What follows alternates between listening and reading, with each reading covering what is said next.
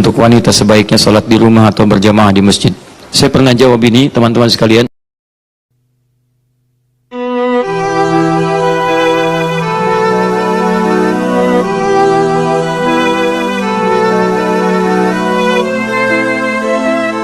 Assalamualaikum warahmatullahi wabarakatuh. Waalaikumsalam warahmatullahi wabarakatuh.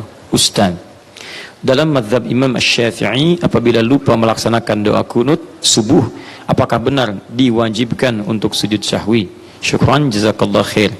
Tayyib, pertanyaan pertama, kenapa Anda lupa? Itu dulu. Sebab memang kalau sudah lupa itu suka nggak ingat, itu normal. Ini pertanyaannya, kenapa Anda lupa? Kenapa Anda lupa? Karena ada teman Anda tidak lupa, Anda lupa. Jadi persoalan, lupa faktornya bisa banyak. Lupa ketika saat sholat banyak pikiran dan belum diselesaikan. Lupa berlindung kepada Allah sebelum sholat. Karena Nabi pernah mengajarkan pada kita, sahabat mempraktekkan, ulama menyampaikan, jika Anda punya persoalan sebelum sholat, berlindung kepada Allah. Ista'iz billahi minasyaitonir rajim. Minta perlindungan, mohon kepada Allah. Yang kedua, pahami bacaan-bacaan sholat. Dengan pemahaman itu, Anda bisa mengingat dan bisa mengetahui sedang apa yang sedang Anda lakukan dalam sholat Anda. Takbir, pahami isinya. Lisan mengucapkan, kemudian fikiran, kemudian memahami itu semua. Dalam kondisi demikian, lupa, kemungkinan Anda sholat sendirian. Karena dalam sholat berjamaah, itu bisa saling mengingatkan. Imam yang lupa, diingatkan oleh makmum. Makmum yang lupa, teringat dengan yang lainnya. Di mustahil, ada orang sholat berjamaah, lupa semuanya. Mustahil. Mustahil, pasti akan saling mengingatkan. Jelas ya? Dalam kondisi ini saya sarankan perbanyak sholat berjamaah dan seterusnya. Kalau kemudian kondisi lupa, imam lupa dalam keadaan dia sudah sujud, kemudian dia tidak kunut dalam mazhab Imam Asy-Syafi'i, maka bukan diwajibkan, disunnahkan dia. Disunnahkan kemudian untuk melakukan sujud. Ya, sujudnya apa? Sujud sahwi. Sujud dalam keadaan lupa mengerjakan salah satu bagian dari sholatnya. Itu sunnah menggunakan atau menunaikan sujud sahwinya. Ada sebagian berpendapat untuk menguatkannya. Ada yang mengatakan wajib diganti. Ya, wajib diganti itu pada rukun. Kalau kunut itu bukan rukun, kunut itu bacaan tambahan, sunnah. Maka hukumnya sunnah diganti. Jadi ketika Anda misalnya lupa, hukumnya sunnah, kemudian ganti dengan sujud sahwi di akhir rakaat. Di begitu selesai, kemudian sebelum salam Anda sujud sahwi. Itu dalam mazhab Imam Asy-Syafi'i. Tapi kalau Anda misalnya sedang berjamaah dengan yang lain, misal suasana terbuka, bukan dalam kondisi di lingkungan mazhab Imam Asy-Syafi'i. Misal ada beberapa tempat yang memang dipraktikkan mazhab, nggak usah jauh-jauh. Saya ke Malaysia misalnya. Saat saya ke Malaysia, di Malaysia berlaku mazhab Syafi'i. Teman-teman lihat baik-baik ya, perhatikan baik-baik. Kaidah dalam bermuamalah, berinteraksi sosial. Kalau Anda datang ke satu lingkungan, mazhabnya berbeda dengan mazhab yang kita praktekkan, maka tugas Anda kalau mengajar, pelajari dulu mazhab yang dimaksudkan. Jangan mengajar dengan mazhab Anda, jadi ribut nantinya. Saya ke Malaysia, mazhabnya Syafi'i, maka saya pelajari mazhab Syafi'i. Dan saya ajarkan mazhab Syafi'i. Adapun yang lain sebagai perbandingan. Misal saya katakan, Bapak, Ibu sekalian, Mak Cik, Pak Cik, saat kita salat subuh ada kunut di situ. Pendapat Imam Syafi'i kunutnya begini, bacaannya begini. Tapi kalau Pak Cik, Mak Cik main ke Indonesia, misalnya berkunjung, Anda dapati satu daerah tidak menggunakan kunut, itu tandanya bukan dia tidak salatnya sempurna. Tapi ada nanti pendapat lain. Bisa pendapat di mazhab Maliki yang kunutnya sebelum ruku. Ada yang pendapat mazhab Hanafi yang dia tidak kunut, dalilnya ini. Jadi kalau Pak Cik main ke Indonesia ada yang tidak kunut, maka jangan disalahkan. Boleh jadi dia gunakan misalnya mazhab Hanafi, dalilnya begini. Jelas ya? Jadi kita membuka wacana pada orang lain supaya dia paham wawasan, tapi jangan Anda paksa di mazhab tertentu untuk mengikuti mazhab Anda. Oh, kenapa kalian kunut? Kunut itu bidah. Oh, Masya Allah. Diusirlah Anda dari Malaysia pada saat itu.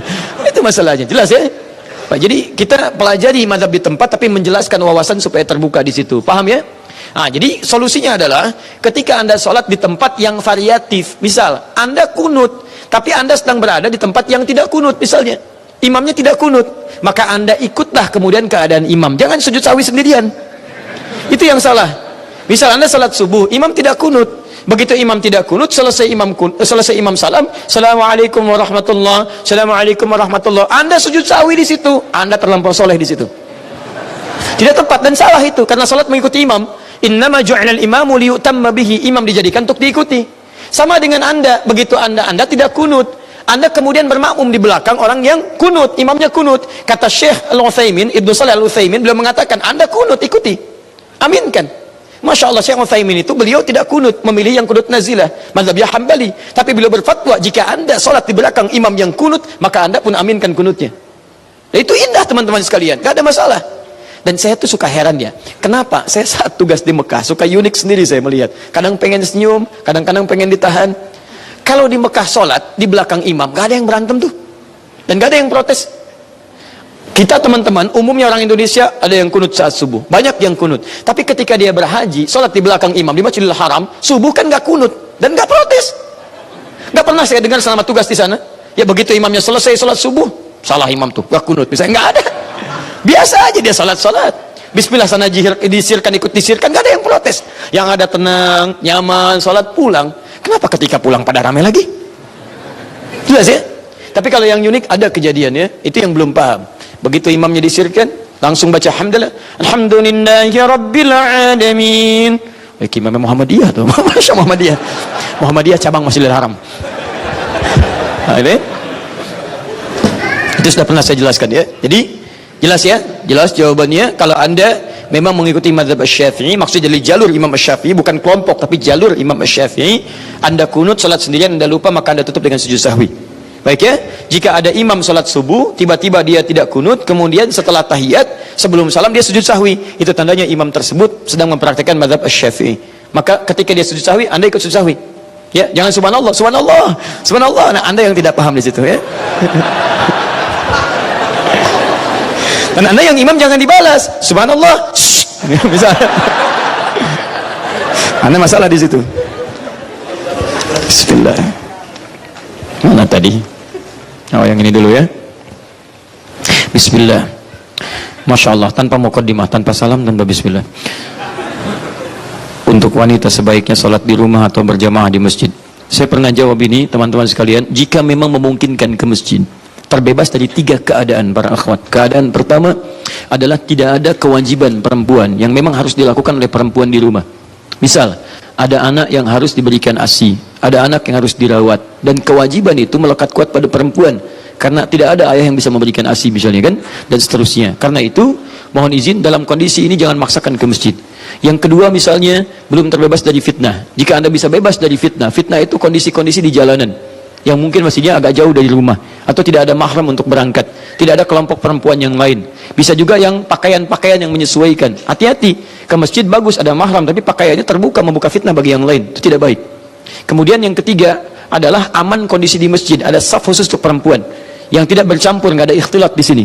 Jika 3 ini terpenuhi, kondisi aman iya, fitnah bisa dihindarkan. Kemudian yang ketiga, tidak ada kewajiban yang melekat pada perempuan, bahkan anak bisa dibawa untuk berjamaah misalnya. Maka yang utama perempuan ke masjid dengan seizin sepengetahuan suaminya. Kemudian jika mahramnya bisa berangkat lebih baik, dan atau kelompok-kelompok perempuan yang lainnya. Jika kondisi ini salah satunya ada, maka keutamaan bagi perempuan sholat di rumah, dan itu senilai dengan sholat laki-laki yang ke masjid. Jangan pesimis, senilai dengan laki-laki yang ke masjid. Seorang perempuan Ansor pernah bertanya pada Rasulullah SAW, "Ya Rasulullah, enak jadi laki-laki." Kata perempuan ini, "Ya, ke masjid bisa kapan saja, berhaji tidak perlu ada mahram, berjihad bisa kapan saja. Kami perempuan bagaimana?" Kata Nabi, "Tidak adakah pertanyaan sebaik yang perempuan ini?" Nabi mengatakan pada sahabat yang laki-laki, "Ini diantara sekian pertanyaan yang hadir sekarang, ini yang paling bagus," kata Nabi. Lalu apa jawab Nabi? "Sampaikan pada teman-temanmu." Padahal perempuan ini tidak pernah menyampaikan, "Saya utusan dari teman-temannya." Tapi berita dari Allah menyampaikan, "Sampaikan pada teman-temanmu." Kaget perempuan ini. Rupanya sebelum berangkat dia berunding, ada perwakilan dari dia. Dia berunding dengan teman-temannya, "Sampaikan pada Nabi, ya kamu jadi utusan." Kata Nabi, "Sampaikan pada teman-temanmu apa yang dilakukan para pria di luar rumah, para suami, sepanjang istrinya ridha mempersiapkan dengan baik, maka dia mendapatkan pahala yang sama tanpa dikurangi sedikit pun." Jadi ibu bisa bayangkan, suami ibu dorong ke masjid, "Pak, ke masjid, Pak, ke masjid. Ini pakaian sudah disiapkan, minyak wanginya ada di sini, Papa gunakan, tolong doakan keluarga Pak ya." Begitu ibu siapkan, suami berangkat, kemudian dia berangkat sholat di masjid, ibu sholat di rumah, maka ibu mendapatkan nilai sholat yang serupa pahalanya dengan suami yang ke masjid. Gak pakai oh, itu nyata. Bahasa Nabi kok pakai oh? Dari Nabi itu, Bu.